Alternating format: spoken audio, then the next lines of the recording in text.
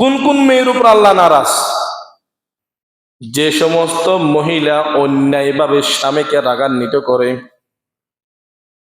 আলমারাতু নাশিজা, অবাধ্য মহিলা, স্বামী যেটা বলবে এর বিপরীতটা করে। যদি বিবাহ করার আগে মেয়ের মায়ের সম্পর্কে রিপোর্ট নিবেন, এর মা এর বাবার কথা শুনে কিনা। যদি দেখেন ওখানে মহিলার মাতব্বরি বেশি যে বাড়িতে, ওবারে মেয়ে আনবেন না, আপনার ছেলের জীবন শেষ।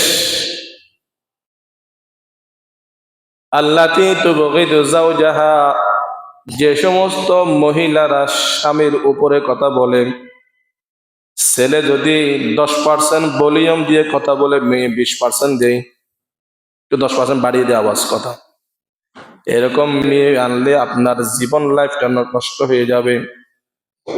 কথা যেটা বলবে সেটা শুনবে, এরকম মানুষের মেয়ে আনতে হবে।